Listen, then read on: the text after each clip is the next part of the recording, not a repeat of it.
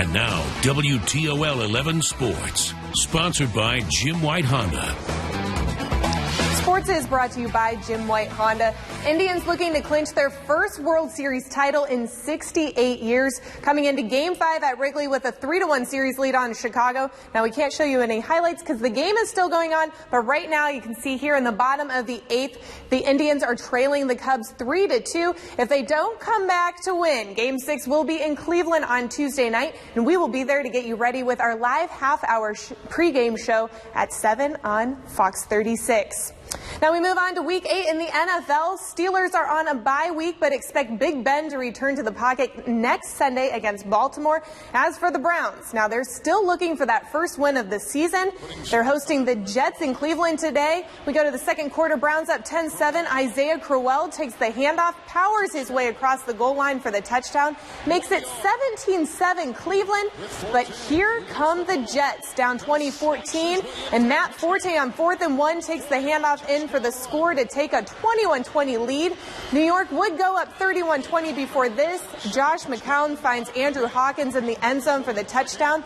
Browns are within 3, but right here with the onside kick, it's recovered by the Jets. Cleveland ends up falling 31-28, and at this point, don't go for that first win of the season. You're playing for the number 1 draft pick.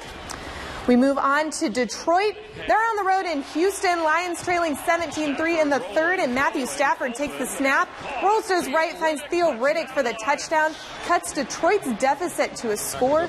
Detroit would get a field goal in the fourth, making it 17-13 Houston, but on the onside kick, the Texans recover, and Detroit falls short of their 4th straight win. They lose 20-13.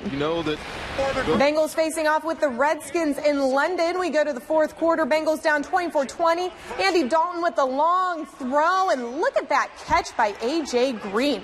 40-yard gain sets the Bengals up for this. Jeremy Hill runs it off to the left and in for the score, puts Cincinnati back on top 27-24, but Washington's Dustin Hopkins nails this 40-yard field goal to tie it and send it to overtime.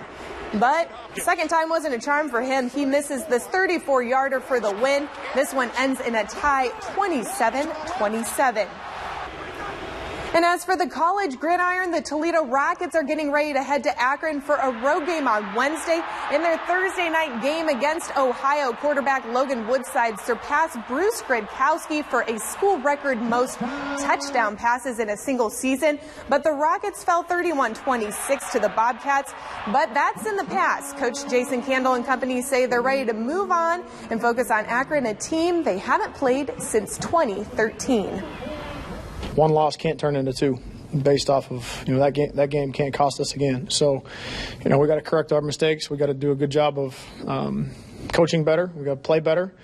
And, we got to own our mistakes and fix them. It's the mistakes that we've been making, some of the little detailed things, but we just got to continue to put the game plan together and go out and execute it to the best of our ability, and we'll be all right. As for the rest of the CFB, nothing changed with the AP Top 25 poll. Michigan beat Michigan State yesterday to remain at number 2.